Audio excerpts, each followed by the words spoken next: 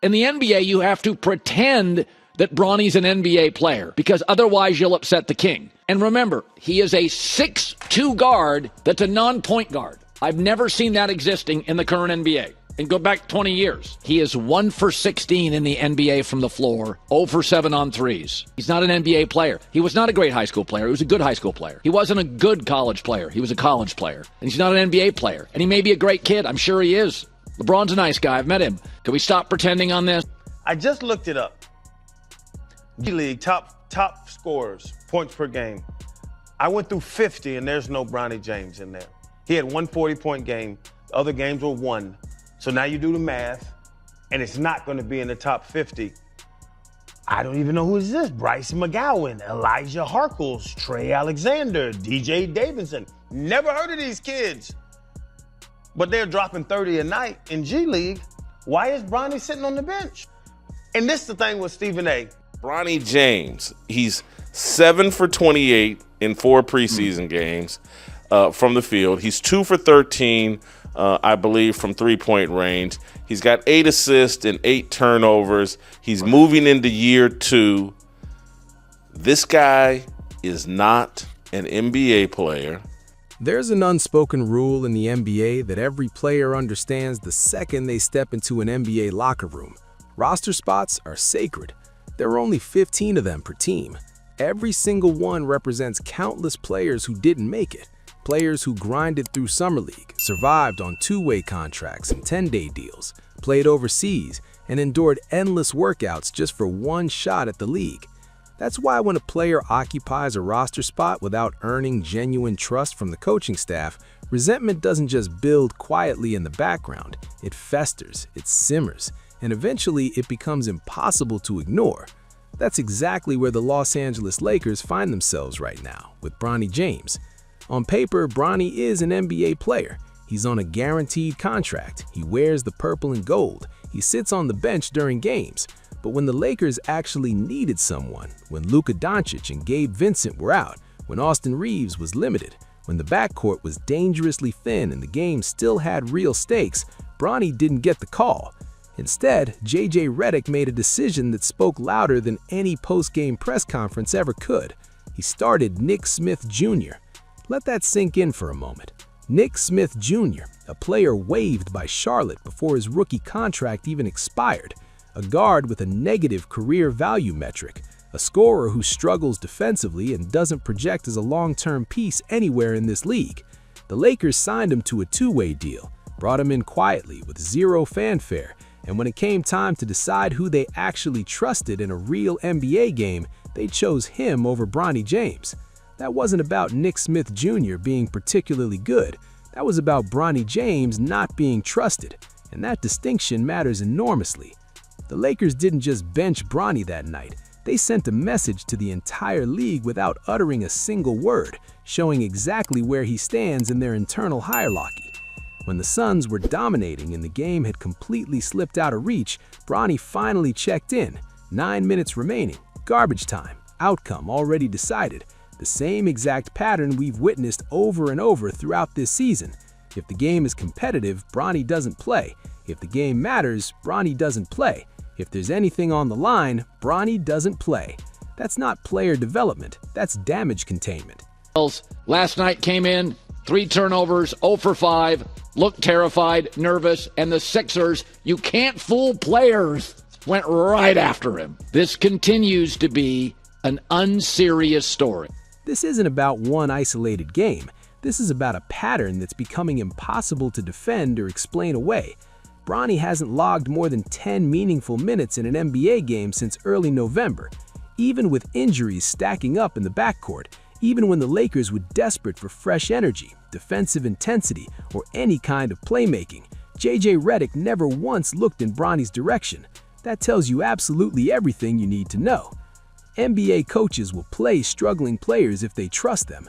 They'll live with mistakes. They'll let guys work through rough stretches. What they absolutely won't do is play someone they believe actively damages their chances to win. And right now, the Lakers are essentially telling us that Bronny James falls squarely into that category. The uncomfortable question that inevitably follows is one nobody wants to voice out loud. Is Bronny taking a roster spot from someone who could actually contribute to this team?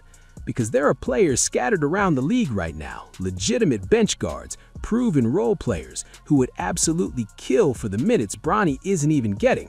Players who defend at a high level, players who space the floor consistently, players who understand their role and execute it without needing the ball in their hands.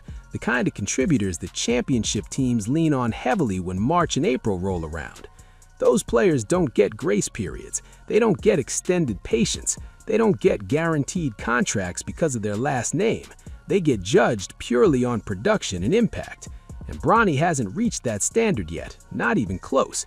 And that's exactly where the resentment begins to build, not just among frustrated fans, but inside locker rooms across the entire league. Players notice when someone is being protected. They notice when opportunities are handed out rather than earned. They notice when a coaching staff actively avoids using a player, even when basic logic suggests he should at least get a legitimate look. When the Lakers desperately needed a spark against Phoenix, JJ Redick searched everywhere except the very end of his bench. He played Smith Jr., he cobbled together unconventional lineups, he let Reeves shoulder even more responsibility. He did absolutely everything possible to avoid playing Bronny until the game was effectively over and meaningless. That's not coincidence. That's not rotation management. That's avoidance. Bronny's NBA statistics don't help his case whatsoever. Through 15 games, he's averaging under 2 points per contest, minimal assists, virtually no defensive impact, and the vast majority of that production has come against opposing teams' deep bench players during mop-up duty. These aren't pressure-packed minutes. These aren't rotations against legitimate starters or playoff-caliber players. These are minutes where the opponent is already mentally in the locker room, and even in those low-stakes moments, Bronny hasn't separated himself from the competition. That's the part fans don't want to confront directly. If Bronny were completely dominating garbage time, if he were flying around defensively, knocking down open shots, creating havoc on both ends, the narrative would shift almost immediately. Coaches always reward energy and effort. The NBA respects hustle and impact. But instead, Bronny has simply blended into the background, giving the Lakers absolutely no compelling reason to expand his role or minutes. Now zoom out and examine the bigger picture here. Bronny James occupies a guaranteed spot on the 15-man roster. The Lakers are actively trying to compete for a championship. They desperately need depth. They need defensive-minded guards. They need players who can survive the intensity of playoff basketball. And yet, one of their precious roster spots is occupied by someone they clearly don't trust to touch the floor when games carry actual meaning. That's simply not sustainable long-term. Front offices don't operate on sentiment or storylines. They operate on razor-thin margins. When February arrives and the trade deadline looms closer, every single contract becomes either a valuable asset or a problematic liability. And right now, Bronny James looks far less like a developmental investment with upside and far more like a complicated question mark the Lakers will eventually have to address head-on. Is he untouchable? Absolutely not. Despite the historic father-son storyline, despite all the optics and attention, despite whatever marketing value he brings, the Lakers have already told us through their actions that Bronny is not part of their competitive rotation right now. If that's genuinely true, then keeping him on the active roster becomes exponentially harder to justify with each passing week, especially when LeBron James's future with the franchise remains uncertain. LeBron opted in for another season, but the clock is ticking loudly now. Everyone inside that organization knows it perfectly well. When that era finally ends, so does the natural protection Bronny currently benefits from. Once that shield disappears completely, the Lakers will evaluate him using the exact same standards they apply to everyone else, and so far, that evaluation hasn't been remotely kind or encouraging. This doesn't mean Bronny can't eventually become a legitimate NBA player. Development is never perfectly linear. Guards especially require significant time to develop their games. But development requires consistent opportunity, and opportunity requires genuine trust from the coaching staff. Right now, Bronny has neither one. He's stuck in the absolute worst possible position for any young player, technically on the roster, but completely outside the actual plan. That's precisely how promising careers quietly fade away before they ever really begin. The uncomfortable truth nobody wants to acknowledge is that there are players in the G League, in overseas leagues, and even in free agency right now who would provide significantly more immediate value to the Lakers than Bronny does at this moment. Defensive specialists who take pride in stopping their man, energy guards who change the game's tempo, floor spacers who understand their limitations perfectly and thrive within them. Those are the kinds of players championship teams lean on when it matters most.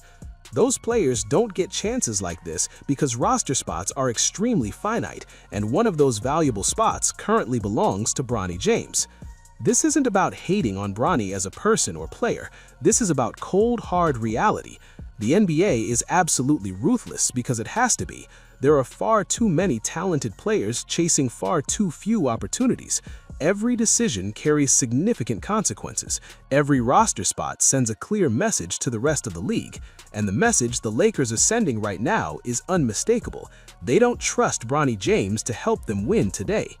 Until that fundamental reality changes, the questions won't stop coming.